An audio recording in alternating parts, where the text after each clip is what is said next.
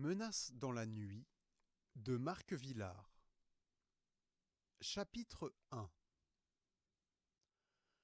Ricky effectua un dernier roulement de batterie sur l'instrument pailleté qui trônait au centre de la salle de cours.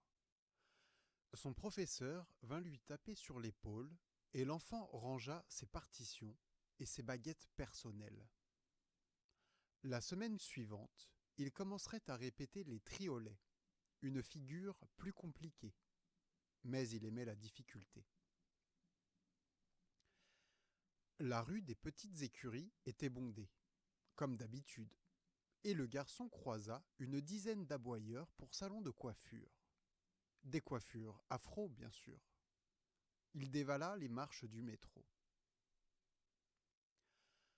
Arrivé à Étienne-Marcel, il se laissa porter vers le haut de la rue Montorgueil, qui, à 17h ce lundi, résonnait des annonces des vendeurs du Palais du Fruit et des ululements du poissonnier.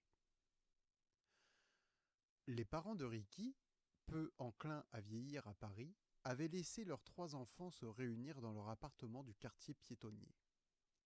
Georges, l'aîné, suivait des études d'ingénieur. Sophie rentrait en fac.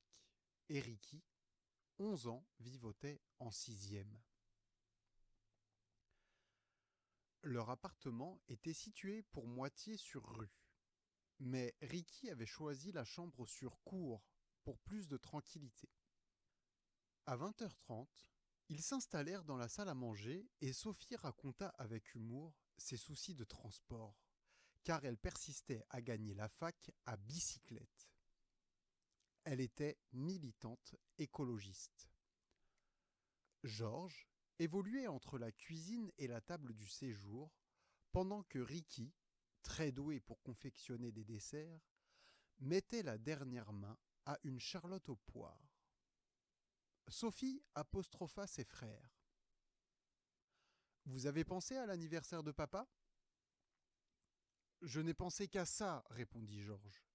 Je suis parti avec l'idée d'un rasoir électrique, mais je n'ai trouvé que des rasoirs hyper compliqués. Rien qu'il aimerait. Ça m'a pris 2 heures à ramper dans les grands magasins. Et toi, Ricky ? J'ai mis 5 € de côté, mais je n'ai pas d'idée. Eh bien moi, j'ai décoté une magnifique paire de gants. Les 2 frères approuvèrent, bien contents de ne plus avoir à se soucier du cadeau. À 22h, Ricky se glissa dans son lit appuyé contre le mur, séparant leur appartement de celui des voisins. Peu après, il fut tiré de son premier sommeil par une voix masculine perçant le panneau de séparation.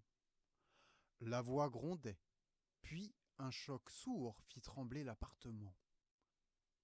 L'enfant colla l'oreille à la cloison et décrypta. « Faut bien en finir ! 15 ans à supporter de la bêtise, c'est trop pour moi !» Ricky recula estomaqué. Il vit en pensée la femme blonde qui occupait les lieux, menacée et, à coup sûr, en danger.